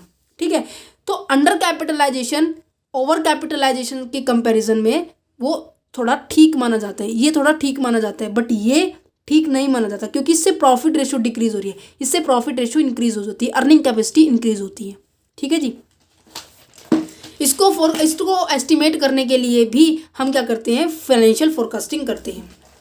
नेक्स्ट पॉइंट आता है फॉर्मुलेटिंग प्लान्स बनाने में, है ना, प्लान्स तो बनाते ही हैं, क्योंकि फाइनेंशियल प्लानिंग की एक्टिविटी को परफॉर्म करने के लिए हमें क्या चाहिए, फोरकास्टिंग चाहिए, क्योंकि फोरकास्टिंग क्या है, प्री रिक्विजिस्ट, पहले रिक्वायरमेंट है इसकी, पहली रिक्वायरमेंट है फाइनेंशियल फोरकास्टिंग की, उसके बाद हम क्या कर सकते हैं, फाइनेंशियल प्लानिंग कर सकते हैं। Helpful in a managerial decision making, managerial decision making का मतलब पता है क्या है, जो आपकी इकोनॉमिक कंडीशंस होती है, इकोनॉमिक एक्टिविटी होती है ना, उसे हम मैनेजरियल इकोनॉमिक्स भी कहते हैं, जिसे हम माइक्रो इकोनॉमिक कहते हैं, है ना, जो छोटे लेवल पे एक इंडिविजुअल ऑर्गेनाइजेशन की एनालिसिस करता है। तो मैनेजरियल का वर्ड वहाँ से भी आता है, और नॉर्मल आपको मैनेजरियल का मतलब पता होना चाहिए कि हर एक एक्टिविटी को आप इफेक्टिव वे में क्या कर रहे हो, परफॉर्म कर रहे हैं। ठीक है, हर एक एक्टिविटी को जब आप पर्टिकुलर वे में परफॉर्म करेंगे तो वो मैनेज करके रहेगा, प्रॉपर मैनेजमेंट में रहेगा, जिसके थ्रू आप क्या कर सकते हो, डिसीजन ले सकते हो।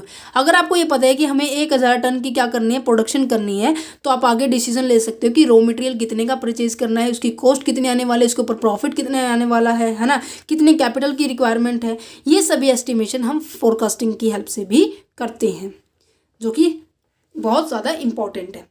Encourage the better corporation, better corporation का मतलब पता है क्या है, अब देखो सेल करने के लिए हमें क्या चाहिए, रॉ मटेरियल चाहिए, तो परचेज डिपार्टमेंट के पास जाएंगे, परचेज डिपार्टमेंट वाला क्या करेगा, सामान खरीद किसको देगा, सामान खरीदने के लिए पैसे चाहिए, वो तो कैश डिपार्टमेंट के पास जाएगा, कैश डिपार्टमेंट वाला सामान खरीदने के लिए उसे पैसे देगा, फिर परचेज डिपार्टमेंट वाला सामान खरीद के प्रोडक्शन डिपार्टमेंट के पास जाएगा।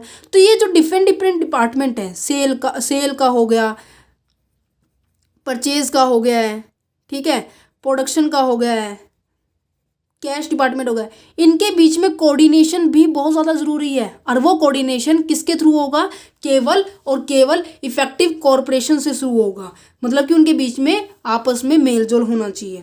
कोई भी एक इंडिविजुअल, कोई भी एक डिपार्टमेंट, अकेला डिपार्टमेंट फोरकास्ट नहीं कर सकता।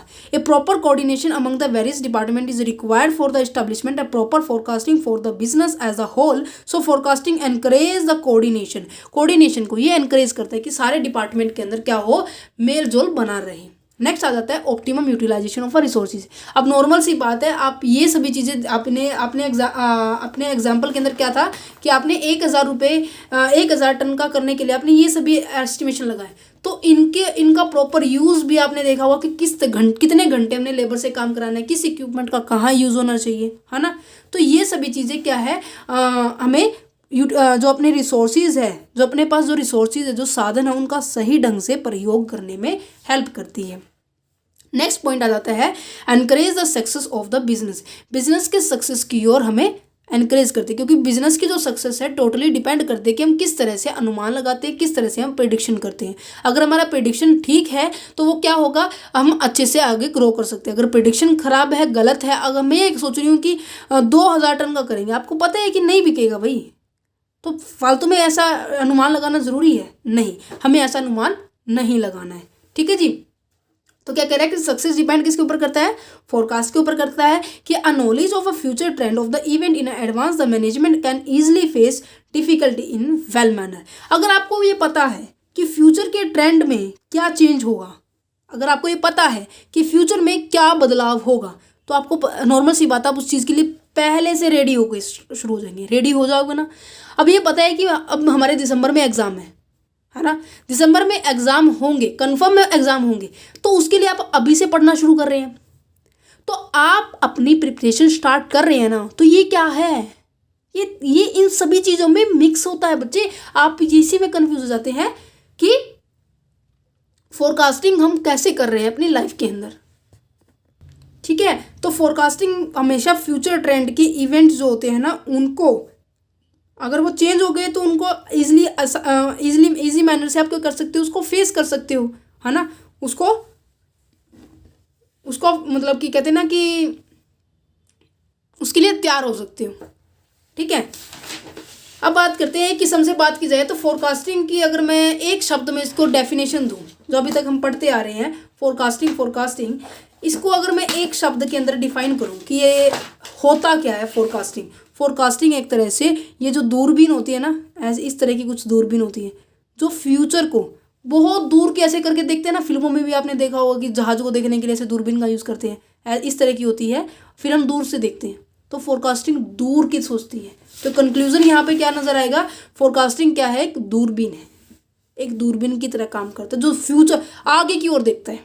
ठीक है, नेक्स्ट टॉपिक आता है type of financial forecasting. Financial forecasting कितने टाइप की होती है, वैसे नॉर्मली यहाँ पर 3 तरह की होती है, general forecasting, sale forecasting and capital forecasting.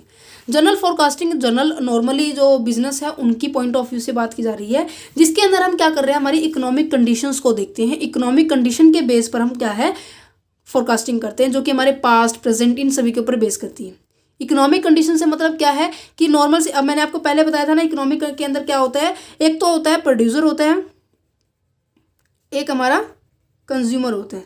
Producer सामान प्रोड्यूस करेगा और कंज्यूमर सामान को खरीदेगा, ये इसको सामान देगा, ये इसको मनी देगा। ये जो सिचुएशन है कंटिन्यूस चलती रहती है। तो इकोनॉमिक कंडीशन के अंदर भी स्केल ऑफ प्रोडक्शन चेकआउट करते हैं, कितना हमें करना है, कंजप्शन एक्टिविटी चेकआउट करते हैं, और किस चीज़ की कितनी डिमांड चल रही है, वो उस बेस पर ये दोनों एक्टिविटी परफॉर्म की जाती है। ठीक है, तो जनरल बिजनेस फोरकास्टिंग के अंदर ये होता है। अब सेल फोरकास्टिंग की बात की जाए तो सेल फोरकास्टिंग का एग्जांपल मैंने ऑलरेडी दे रखा है कि कह रहे हैं कि 1000 टन अगर आपको यूज़ करना है तो आपको सेल डिपार्टमेंट को सबसे पहले देखना पड़ेगा, है ना। बिजनेस को आप देख रहे हो कि मुझे 1000 टन का सामान बेचना है, तो आप क्या करोगे, उस चीज़ को प्रोड्यूस भी करना पड़ेगा। वही बातें रिपीट हो रही है, प्रोडक्शन होगा, प्रोडक्शन करने के लिए जो भी आपको इक्विपमेंट चाहिए, जो भी आपको लेबर चाहिए, ठीक है, जो भी आपको कैपिटल चाहिए, जो भी आपको इंफ्रास्ट्रक्चर चाहिए, उन सभी को अरेंज करेंगे तो हम क्या कर सकते हैं, सेल को फोरकास्ट कर सकते हैं। सेल फोरकास्टिंग का मतलब है कि फ्यूचर सेल को एस्टिमेट करना। कैपिटल फोरकास्टिंग का मतलब क्या है कि कितनी कैपिटल चाहिए, कितनी पूंजी चाहिए इस पर्टिकुलर सेल को करने के लिए। It means a forecasting the future capital requirement of a firm. इस फर्म को कितनी कैपिटल की रिक्वायरमेंट होगी फ्यूचर के अंदर। ये 2 तरह की होती है, फिक्स्ड कैपिटल भी होती है, वर्किंग कैपिटल भी होती है। ये मैं चैप्टर जो हमारा फिनेंशियल प्लानिंग के अंदर था, इन दोनों के बारे में, requirement of the fixed capital and requirement of the working capital, इनके बारे में मैंने वहाँ पर पूरा एक्सप्लेन किया था। फिक्स कैपिटल नॉर्मली बता देती हूँ, जो कि 7 से 1 साल से ज़्यादा की बात की जाती है। नॉर्मली इसके अंदर 1 साल से ज़्यादा जब भी कोई एसेट्स को परचेज़ करना है, जो भी कोई इक्विपमेंट को परचेज़ करना है, तो उसके लिए हमें फिक्स कैपिटल की ज़रूरत होती है। वर्किंग कैपिटल हमारी डे टू डे एक्टिविटी को परफॉर्म करने के लिए ज़रूरत होती है। ये भी 2 तरह से होती है, फिक्स्ड वर्किंग कैपिटल होती है, एक फ्लक्चुएट वर्किंग कैपिटल होती है। फिक्स्ड वर्किंग कैपिटल तो आपने सोच रहे हो कि ये क्या होता है। फिक्स वर्किंग कैपिटल होती है जैसे कि जो सामान है ना दुकान के अंदर, हमेशा कोई ना कोई सामान एग्जिस्ट में रहता है। या फिर मैं ये कहूँ कि जो मशीन है ना, ये इतनी बड़ी मशीन है, मशीन के अंदर ऐसे सामान डल डल के, ऐसे आटे की मशीन देखी कभी, जो पिसाई की मशीन होती है, चक्की वाले अंकल होते हैं, उनकी देखा होगा कि इधर साइड डालने का सामान होता है, ये आटा पिस कर ऐसे यहाँ से आता है, और देन आपका आटा इस बोरी में से निकल कर आता है ना। आपने कभी ये नोट किया होगा, कभी ना कभी हर टाइम इस मशीन के अंदर कुछ ना कुछ तो आटा रहता होगा ना, है ना। वो आटा क्या है आपका, कैपिटल ही है। कैपिटल के थ्रू ही तो यहाँ पे एंटर हुआ है ना, पैसे के कारण ही एंटर हुआ है। तो वो जो पैसा आपका यहाँ पर फंसा हुआ है, हम ये कह सकते हैं कि पैसा यहाँ पर फंसा हुआ है। मशीन के अंदर हर टाइम कुछ ना कुछ सामान जरूर होता है, तो जो सामान बीच में होता है ना वो फिक्स कहलाते हैं, और जो एक्स्ट्रा में हम इससे ज़्यादा अबोव एंड एक्सेस जो भी कैपिटल होती है वो फ्लक्चुएट होती है, जो आपकी वर्किंग कैपिटल, जो आपकी जो डे टू डे एक्सपेंसेस को maintain, day to day expenses को पे ऑफ करने के लिए यूज़ की जाती है। ठीक है, इनके बारे में भी फोरकास्टिंग किया जाता है।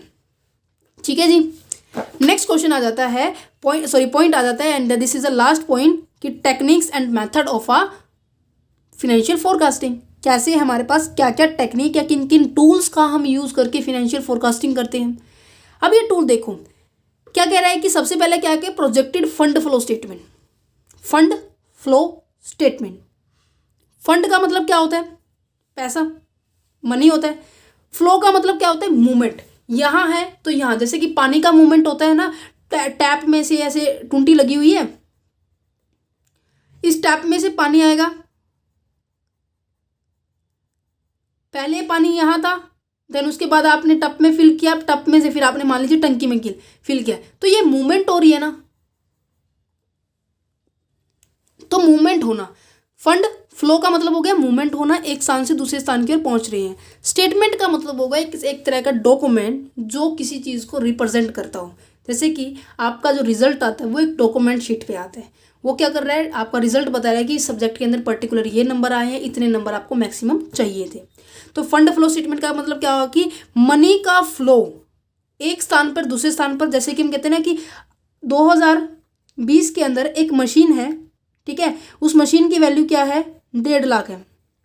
2021 के अंदर उस मशीन की वैल्यू 2 लाख हो गई। 2022 के अंदर इस मशीन की वैल्यू 2,20,000 होगी। अब ये तो फंड है, ठीक है। अब ये जो इसका फ्लो हो रहा है 50,000 से फिर इंक्लूड हो गया, ये फ्लो है, मूवमेंट है। ये 20,000 से फिर इंक्रीज हो गया, ये फ्लो है। और जो इस डॉक्यूमेंट, ये डॉक्यूमेंट है ना, जो इस चीज़ को रिप्रेजेंट कर रहा है उसे हम स्टेटमेंट कहेंगे। A document which represent the result, जो रिजल्ट को रिप्रेजेंट कर रहे हैं, ठीक है। और फंड फ्लो में हम ये बताते हैं कि किस पैसे को हमने कहाँ पर यूज़ किया है, और उस पैसे के आने का सोर्स देखते हैं। अगर आप कोई ये जो पैसे हैं मशीन को परचेज करने के लिए आपने 1.5 लाख रुपए लगाया है, तो ये आपकी होगी एप्लीकेशन। एप्लीकेशन का मतलब होता है किसी चीज़ को परचेज करने में या फिर आपका पैसा खर्च हो रहा है, ठीक है। एप्लीकेशन का मतलब क्या होता है, पैसा यूज होना। और सोर्सेज का मतलब होना पैसा कलेक्ट हो रहा है, ठीक है। प्रोसेस क्या रहती है हमारे फंड्स की, fund flow. Sources of fund होता है, इसके अंदर 2 पॉइंट्स होते हैं, सोर्सेज ऑफ फंड होता है और एप्लीकेशन ऑफ फंड होता है। सोर्सेज ऑफ फंड का मतलब क्या है कि कहाँ कहाँ से पैसा आपको मिल रहा है, ठीक है। ये भी होगा कई बार, आप मान लीजिए 2022 के अंदर आपने सेल कर दी, ये 2.5 लाख के अंदर, 2,20,000 के अंदर, तो इस टाइम ये पैसा आपको रिसीव होगा, राइट। ये पैसा रिसीव होगा, यहाँ पर परचेज की थी तो यहाँ पे पैसा गया, यहाँ पे पैसा आपके पास आया, तो ये तो क्या होगी, सोर्सेज हो गए हैं, ये आपका एप्लीकेशन हो गया है, ठीक है। From where the fund will be proceed in the next accounting period, कितना फंड आपका नेक्स्ट अकाउंटिंग पीरियड में आया है और कितना पैसा आप नेक्स्ट अकाउंटिंग पीरियड में आपका यूज हुआ है। मीन्स की फिक्स एसेट्स आपने परचेज किए, या फिर आपने डेट की पेमेंट की है, या फिर आपने जो करंट एसेट्स है इंक्रीज किए। करंट एसेट्स इंक्रीज का मतलब क्या है कि आपने कोई 1 साल के लिए कोई एसेट्स को परचेज किया है, या फिर जो आपकी लायबिलिटी थी जो 1 साल के अंदर जो आपको पे ऑफ करनी थी उसको डिक्रीज कर दिया। पे ऑफ का मतलब कि आपके पास पैसा गया, ठीक है, मतलब कि use of a fund and the collection of the fund, ठीक है। ये टेक्निक है, इसकी हेल्प से भी हम फोरकास्टिंग कर सकते हैं कि हर साल हमारे पास इतना पैसा आ रहा है, इतना पैसा जा रहा है, ठीक है। तो फंड फ्लो स्टेटमेंट क्या है, एक तरह से रिलेशनशिप बनाता है किसके बीच में, सोर्स और एप्लीकेशन के बीच में। किसके सोर्स और एप्लीकेशन के बीच में, फंड के सोर्स और फंड के एप्लीकेशन के बीच में। And its impact on a working capital, ये प्रभाव डालता है हमारे वर्किंग कैपिटल के अंदर, जो कि डे टू डे एक्टिविटी को परफॉर्म करने में हेल्प करती है।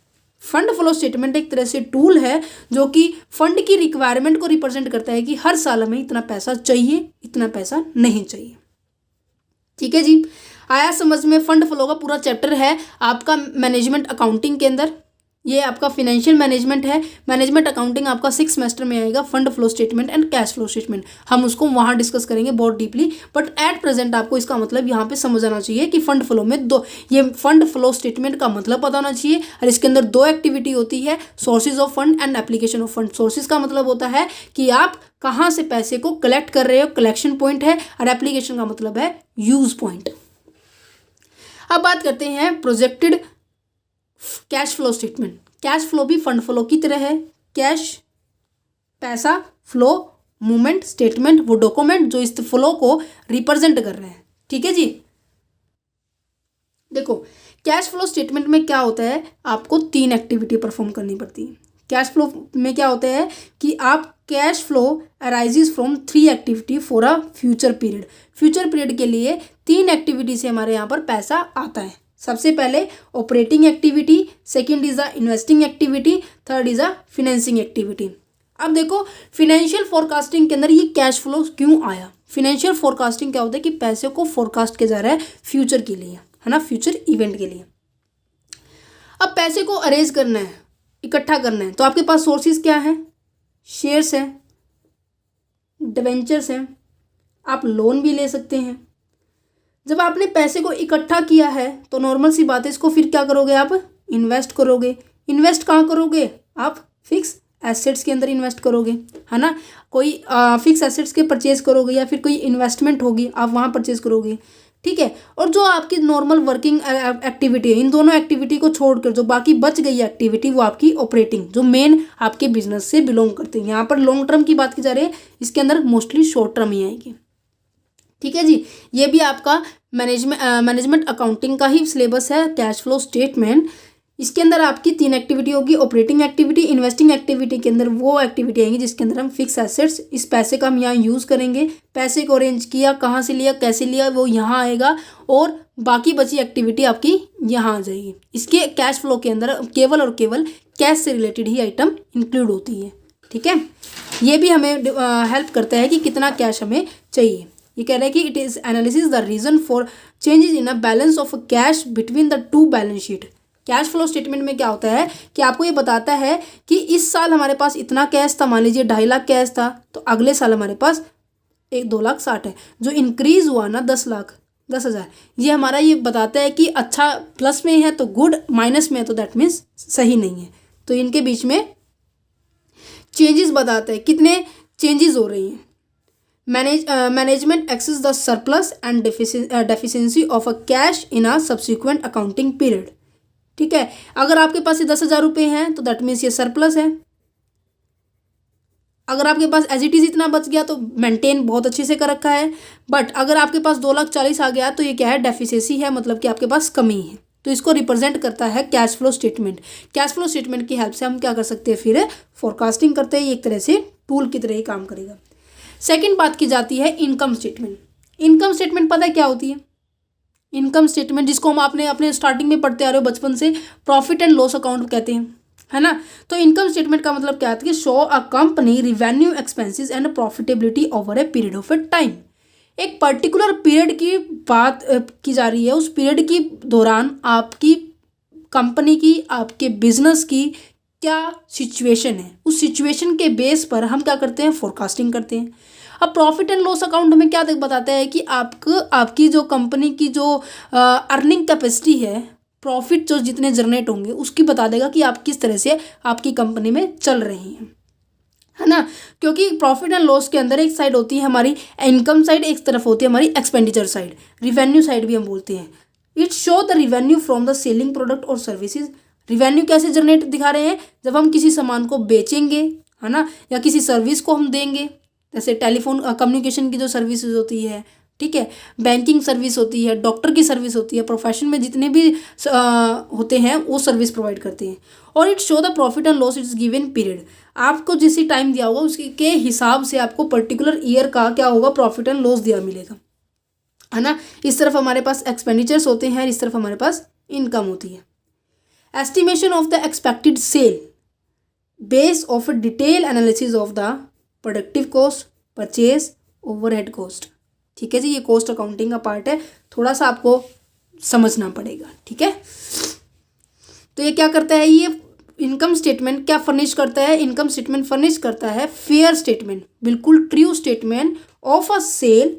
कितनी सेल होगी, कितना प्रोडक्शन की कॉस्ट होने वाली, कितना एक्सपेंसेस आने वाले, कितना उसके ऊपर टैक्स दोगे, इसके अंदर आपको प्रॉफिट एंड लॉस अकाउंट में पूरा शो ऑफ हो जाता है। इसके बेस पर आप ये एस्टिमेट लगा सकते हो, इस साल हम इतना सेल करने वाले, इस तरफ इतना हमारा एक्सपेंसेस रहने वाले हैं। नेक्स्ट पॉइंट आ जाता है projected balance sheet. Balance sheet भी इनकम स्टेटमेंट की तरह ही हमें हेल्प करती है, पर बैलेंस शीट के थ्रू हमारी फाइनेंशियल कंडीशंस के बारे में बताते हैं कि कंपनी किस तरह की कंडीशन में है, क्या इसकी कंडीशन अच्छी है या नहीं है। क्योंकि बैलेंस शीट किसके बेस पर हम तैयार करते हैं, एक तरफ होती है हमारे पास एसेट्स और दूसरी तरफ होती है हमारे पास लाइबिलिटीज। एसेट्स वो होती है जो कंपनी के लिए संपत्ति होती है, और लाइबिलिटी वो होती है जो कंपनी को चुकाना होता है। लाइबिलिटीज होती है जो उसको चुकाना होता है, जैसे भी हमें टाइम पीरियड दे रखा है। तो क्या कह रहा है, prepare on the basis of the assets and the liability, balance sheet is the construction is based upon the information available in the projected income statement. जो आपको इनकम स्टेटमेंट में इंफॉर्मेशन होगी उसके बेस पर हम क्या करते हैं, बैलेंस शीट तैयार करते हैं। ठीक है, तो इस बैलेंस शीट को हम फ्यूचर के लिए नॉर्मली पहले तैयार कर लेते हैं। अगर वो बैलेंस शीट हमारी हमने जो तैयार की है, जो हमने स्टैंडर्ड जो हमने तैयार किया है और जो एक्चुअल में होगा, अगर वो उससे मैच कर जाती है वेल एंड गुड, अगर मैच नहीं करती तो थोड़ी डिफिकल्टीज आ सकती है। तो कैसे क्या कह रहे हैं, द प्रोजेक्टेड बैलेंस शीट, जो हमारी जो बैलेंस शीट है जो हमने तैयार की थी, एंटिसिपेटेड जो बैलेंस शीट हमने तैयार की थी, वो मैच नहीं होती, बैलेंस नहीं करती। क्योंकि काफ़ी सारे रीज़न होते हैं, क्योंकि काफ़ी सारी items are the drive independently and according to the firm policy. काफ़ी सारी ऐसी भी आइटम्स होती है जो फर्म की पॉलिसी के अकॉर्डिंग क्रिएट होती है, फर्म की कंडीशंस जैसे भी फ्यूचर में होगी उसके अकॉर्डिंग होती है।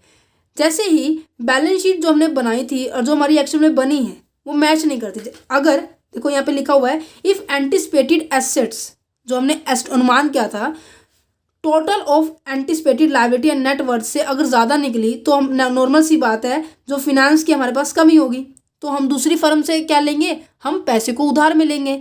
अगर ये एंटिसिपेटेड हमारे पास क्या रही, कम रही, और लायबिलिटी और नेटवर्थ का मतलब क्या होता है, हमारी कैपिटल की बात की जा रही है, कैपिटल साइड की बात की जा रही है।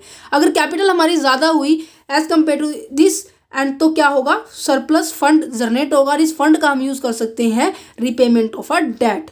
तो नॉर्मल सा कंक्लूजन ये कहते हैं कि जो फोरकास्टिंग होती है, फ्यूचर में होने वाली जो एक्टिविटीज़, फ्यूचर में होने वाले जो लॉसेस होते हैं उनको रिड्यूस करने का काम करते हैं, और ये जो है दूरबीन की हेल्प से होता है। ये दूरबीन ही हमारा फोरकास्टिंग का एक कंक्लूजन पॉइंट है। ठीक है, नॉट कैंसल द प्रॉब्लम, हम उस प्रॉब्लम को कैंसिल नहीं कर पाते हैं। ठीक है जी, इस तरह से आपका हो गया चैप्टर फिनिश। मैंने आपको बोला था पहले कि केवल 1 से सवा घंटे की बात है, और ये चैप्टर बहुत छोटा सा है, बहुत आसान है, और यहाँ से क्वेश्चन क्या है, 4 नंबर में आता है, और उस 4 नंबर को आप आसानी से लेकर आ सकते हैं।